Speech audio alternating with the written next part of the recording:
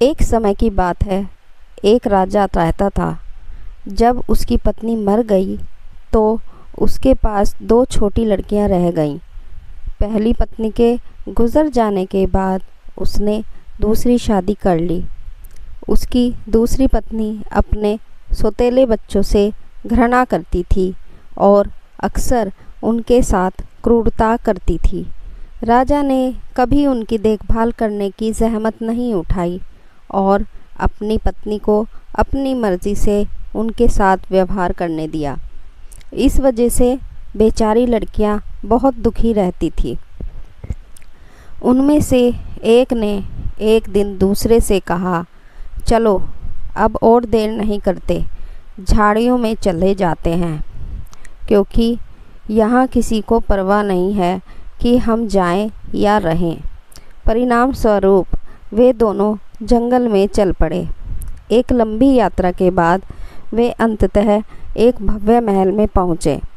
एक राजकुमारी ने दूसरी से फुसफुसाते हुए कहा, जंगल के बीचों बीच बना यह आलीशान महल उस खूंखार राक्षस का हो सकता है जिसने इतने लंबे समय तक हमारे लोगों को नुकसान पहुंचाया है। हालांकि अभी घर पर कोई नहीं है, चलो अंदर चलते हैं और देखते हैं कि खाने के लिए क्या मिलता है। परिणाम स्वरूप वे राक्षस के घर में घुस गए और उन्हें बहुत कम चावल मिले। जब राक्षस और उसकी पत्नी घर पहुँचे तब तक उन्होंने अपना खाना भी पूरा नहीं किया था। दोनों राजकुमारियां इतनी डर गईं कि वे घर की छत पर भाग गईं और सपाट छत पर छिप गईं। एक राजकुमारी इमारत के आंगन को देख सकती थी, जबकि दूसरी दूर दूर तक फैले ग्रामीण इलाकों को देख सकती थी। दूसरी ओर राक्षस और उसकी पत्नी अक्सर छत पर आते थे। दोनों राजकुमारियों के पास भागने के अलावा कोई चारा नहीं था। उन्होंने मक्के के कुछ डंठलों के पीछे छुपकर शरण ली, लेकिन यह उन्हें ज़्यादा देर तक सुरक्षित रखने के लिए पर्याप्त नहीं था। जब राक्षस घर में दाखिल हुआ तो उसने चारों ओर देखा और अपनी पत्नी से कहा, किसी ने फर्नीचर को फिर से व्यवस्थित कर दिया है और अब सब कुछ अलग जगह पर दिखाई देता है। क्या यह तुमने कुछ किया है पत्नी? उन्होंने कहा, मुझे नहीं पता कि यह सब किसने किया होगा। कोई चावल भी बना रहा है। राक्षस ने कहा, क्या तुमने चावल बनाए बीवी? नहीं, उसने जवाब दिया, यह मेरी गलती नहीं है। मुझे नहीं पता कि यह किसने किया है। कोई आया है। मुझे मानव मांस और रक्त की गंध आ रही है।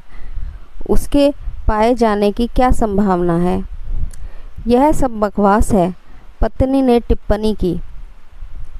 वे इसी तरह बहस करते रहे जब तक कि राक्षस ने नहीं कहा, चलो बाहर चलें और थोड़ा पानी पी लें।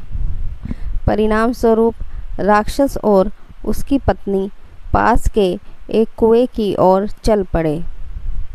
हवेली की छत पर मौजूद राजकुमारियों ने उन्हें देख लिया।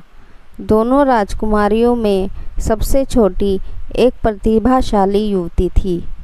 जब उसने राक्षस और उसकी पत्नी को कुएं के पास देखा तो उसने अपनी बहन से कहा, मैं अब कुछ ऐसा करूँगी जो हमारे और सबके लिए बहुत अच्छा होगा। लड़की ने राक्षस और उसकी पत्नी को ज़ोर से धक्का देकर कुएं में धकेल दिया। फिर उसने अपनी बहन को बताया कि वह राक्षसों की देखभाल करेगी। कैसे? उसकी बहन ने आश्चर्य से पूछा। वे कुएं में मर गए। ध्यान रखना, यदि कोई अजनबी घर के पास से आता हुआ दिखाई दे तो छिप जाना, ताकि किसी को पता ना चले कि हम यहाँ रहते हैं। छोटी राजकुमारी, जो समझदार थी, अक्सर सुबह सुबह अपनी बहन से कहा करती थी। लेकिन बहुत समय बीत गया और कोई उस तरफ नहीं आया। आखिरकार एक दिन एक बुजुर्ग रानी उस भव्य महल को देखने आई। बाद में रानी को बताया गया कि वह घर राक्षस की संपत्ति है। चेतावनी के बावजूद वह अंदर चली गई। जैसे ही रानी घर में गई तो उसकी मुलाकात राजकुमारी से हुई। वह युवा लड़की की सुंदरता देखकर आश्चर्यचकित हो गई। उसने प्रस्ताव दिया, तुम बहुत सुंदर हो, लड़की हो, तुम हमारे साथ आ सकती हो और हमारे घर रह सकती हो। रानी ने आगे कहा कि वह अपने बेटे की शादी उस खूबसूरत युवती से करके खुश होगी। राजकुमारी ने मना कर दिया। उसने कहा, मुझे अपनी बहन का इंतज़ार करना होगा।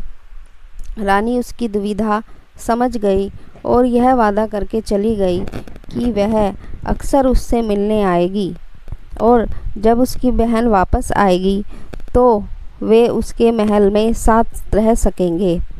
राजकुमारी ने बहुत देर तक इंतज़ार किया, लेकिन बहन जंगल में रास्ता भटक जाने के कारण वापस नहीं लौटी और एक दिन आखिरकार उसने राजकुमार और रानी का प्रस्ताव स्वीकार कर लिया। उसने रानी के सबसे बड़े बेटे से विवाह किया और खुशी से रहने लगी, लेकिन उसे अपनी बहन की बहुत याद आती थी। एक दिन सबसे बड़ा राजकुमार और उसका छोटा भाई शिकार के लिए उसी जंगल में गए। शिकार करते समय छोटे भाई की मुलाकात एक बहादुर और खूबसूरत महिला से हुई जो जंगल में अकेली रहती थी। उसने महिला से पूछा, तुम इतने घने जंगल में अकेली क्यों हो? वह महिला कोई और नहीं बल्कि राजकुमारी की खोई हुई बहन थी। उसने अपनी पूरी कहानी सुनाई कि कैसे वे अपनी दुष्ट सौतेली माँ से बचकर भागे और राक्षस के घर में कैसे रहे। फिर उसने बताया कि उसने अपनी बहन को खो दिया है। युवा राजकुमार को उस महिला से सहानुभूति हुई और वह उसे उस स्थान से ले आया। महल में प्रवेश करते ही उसे अपनी खोई हुई बहन मिल गई। उससे मिलकर वह बहुत खुश हुई। फिर खोई हुई बहन का विवाह युवा राजकुमार से कर दिया गया और दोनों बहनें और राजकुमार हमेशा खुशी खुशी अपने घर रहने लगी।